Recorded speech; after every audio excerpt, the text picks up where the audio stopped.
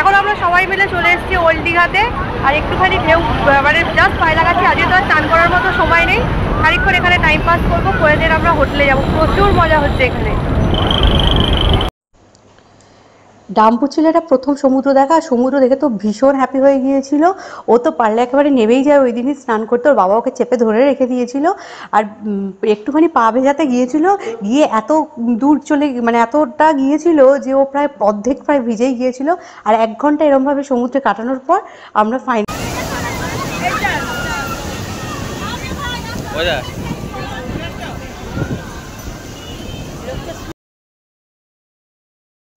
Next day মর্নিংয়ে আমরা চলে এসেছিলাম মোহনাতে।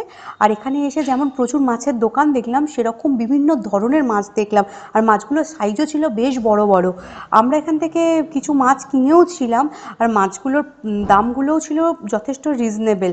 আর বড় বড় কাঁকড়া, জ্যান্ত কাঁকড়া, মানে মাছগুলো দেখে যেন খাওয়ার থেকে বেশি মনটাই ভরে গেল।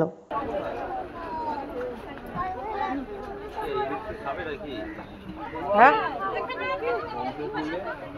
নাও না যাই, এই হলো কি মাছ বললে? কি মাছ বললে? চাঁদি বাবু 1 2 3 4 5 6 7 হ্যাঁ 900 গ্রাম এলা আছে। আমি 1 কিলো করবো না, 1 কিলো 1 কেজি নিতে পারো। মাছ দেখে ক্লান্ত হয়ে চলে এলাম মোহনার কাছে একটা দোকানে একটু ব্রেকফাস্ট করতে। সবার খিদেও পেয়ে গিয়েছিল, অনেকটা বেলাও হয়েছে। তো এখানে ব্রেকফাস্ট বলতে শুধু মোহনার কাছে ছোট ছোট কিছু দোকান করা রয়েছে, সেখানে মুড়ি ঘুগনি বা লুচি ঘুগনি এসবই পাওয়া যাচ্ছিল। তো আমরা লুচি ঘুগনি নিলাম, খেয়ে এখান থেকে আমরা ব্রেকফাস্টটা করে এবারে আমরা হোটেলের দিকে যাব। কিন্তু তার আগে ডাম্পু আবার গেল মোহনাতে, খানিকটা পাটা ভিজিয়ে নিল। তো তারপরে আমরা গেলাম হোটেলে। আমরা মোহনা থেকে এই মাত্র হোটেলে এলাম, 10:30 বাজে। ওখান থেকে আমরা ব্রেকফাস্ট করেই তো এলাম। তো এবার একটুখানি রেস্ট নেবো, নিয়ে 11টা নাগাদ আমরা যাবো এবার সমুদ্রে, যেটার জন্য আসা স্নান করা। যেটা স্নান করার জন্য ওরা মেন হচ্ছে আমরা জগন্নাথ মন্দির দর্শনের জন্য এসেছিলাম, যেটা আমাদের কালকেই হয়ে গেছে। তো আজকে এখন যাব সমুদ্রে স্নান করতে।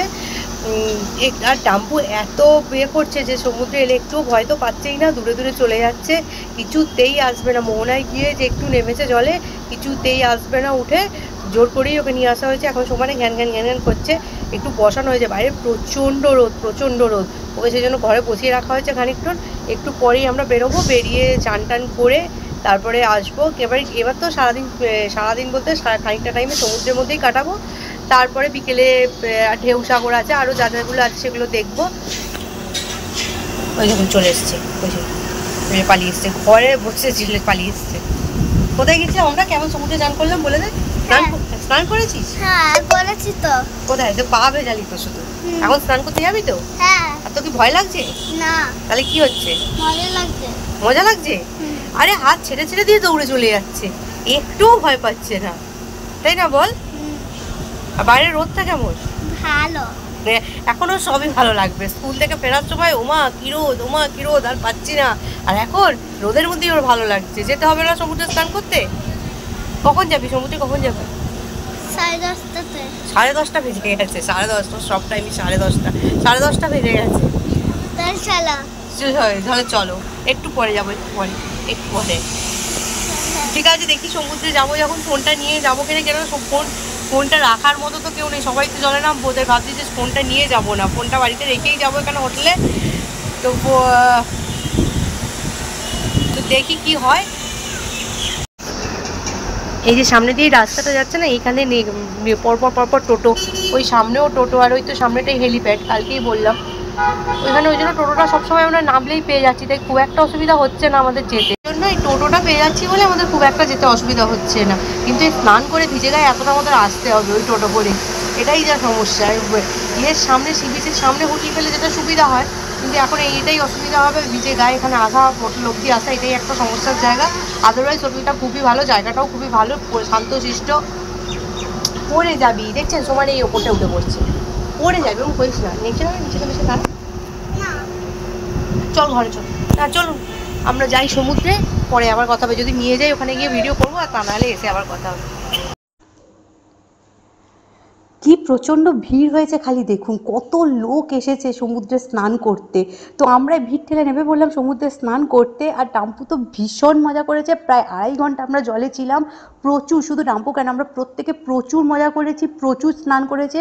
2.5 ঘন্টা ধরে স্নান করে ফাইনালি আমরা মানে ওঠার ইচ্ছা ছিল না, মনে হচ্ছিল যেন আরও কিছুক্ষণ চান করি, কিন্তু যেহেতু ডাম্পুর ঠান্ডা লেগে যাবে তো সেই জন্যে আর বেশিক্ষণ স্নান করলাম না। 2.5 ঘন্টাটাও খুব কম নয়, কিন্তু তবুও আরেকটু স্নান করলে মনে হয় যেন ভালো হতো। তো যাই হোক, 2.5 ঘন্টা ধরে স্নান টান করে তারপরে আমরা উঠে পড়লাম। এবার ফিরবো হোটেলের দিকে।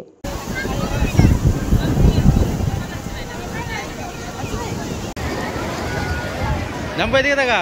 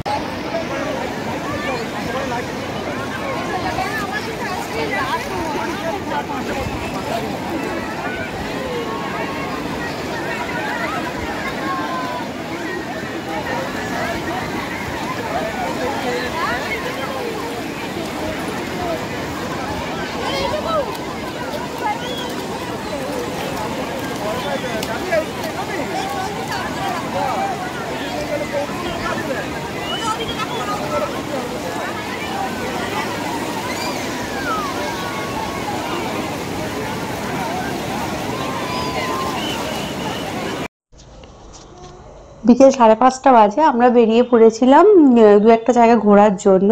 কিন্তু বেরিয়ে এত প্রচণ্ড গরম আর এত জ্যাম ছিল রাস্তায় যে আমরা খুব বেশি ঘুরতে পারিনি। আমরা প্রথমে চলে গিয়েছিলাম অমরাবতী পার্কে। আর অমরাবতী পার্কে এসেই একটা লম্বা লাইন আমাদের দিতে হয়েছিল। এখান থেকে 10 টাকা দিয়ে টিকিট কেটে তারপর পার্কের ভিতর ঢুকতে হচ্ছিল। আর পার্কের ভিতরে ছিল রোপওয়ে, যেখানে আমরা চড়িনি, খুব সম্ভবত বড়দের জন্য ছিল 90 টাকা করে আর বাচ্চাদের জন্য ছিল 75 টাকা করে টিকিট ফি, সেটা ওখানেই কাটতে হচ্ছিল। তো এন্ট্রি ফি দিয়ে আমরা ঢুকে পড়লাম অমরাবতী পার্কের ভিতরে। পার্কে ঢুকেই ডাম্পু প্রথমেই দেখেছে আগে রাইড আছে কিনা, তো রাইড ছিল অনেকগুলোই বাচ্চাদের, তো সেই সবেও চড়লো, খানিকটা দোলনাতেও দুললো। এই সব কিছু করে হেঁটে হেঁটে গোটা পার্কটা দেখে তারপর বেশ কিছু জায়গায় ডাম্পু ফটোশ্যুট করলো। বাচ্চাদের ফটোশ্যুট করার মতো ওখানে অনেক ভালো ভালো জায়গা রয়েছে, বাচ্চাদের বিভিন্ন ক্যারেক্টার তৈরি করা রয়েছে। তো সেই সব জায়গায় দাঁড়িয়ে দাঁড়িয়ে ডাম্পু বেশ কিছু ফটোও তুললো। তোলার পর আমরা ঘুরতে ঘুরতে সন্ধে হয়ে গেল। রোপওয়েতে চড়ার জন্য বায়না করছিল, কিন্তু রোপওয়েতেও আর চড়ানো হয়নি, কারণ রোপওয়ের জায়গাটায় প্রচুর লাইন ছিল। আমাদের আর লাইন দেওয়ার মতো ইচ্ছে ছিল না, কেন এতটাই ওখানটায় গরম হচ্ছিল যে আর ভাল লাগছিল না। তো সেই জন্য আমরা আর রোপওয়েতে না চড়েই বেরিয়ে চলে এলাম। এবার বেরিয়ে চলে এসে আমরা এবার যাব ওল্ড দীঘাতে। অমরাবতী পার্ক থেকে বেরিয়ে আমরা ওল্ড দীঘাতে খানিকটা টাইম বসে বসে সবাই মিলে গল্প করলাম। আর ওখানে যে রিমোটে গাড়িগুলো চড়ে তাতে ডাম্পু চড়েছিল। ওই গাড়িটা নিয়েছিল 100 টাকা, কিছুটা জায়গা ডাম্পুকে ঘুরিয়ে নিয়ে এসেছিল। তো গাড়িতে তো যে কোনো গাড়ি পেলেই তো ভীষণ আনন্দ পায়, সে খেলনা গাড়ি হোক আর চড়ার গাড়ি হোক, গাড়ি ওর কাছে একটা আলাদাই ব্যাপার। তো যাই হোক, আমাদের দীঘা ট্রিপ এখানেই শেষ হলো। নেক্সট ডে ভোরেই ছিল আমাদের বাস, আমরা বাড়ি চলে এসেছিলাম। তো আমার দীঘার ব্লগ এখানেই আমি শেষ করলাম। তোমাদের সাথে আমার অন্য নতুন কোনো ভিডিওতে দেখা হবে। তো চলো, টাটা।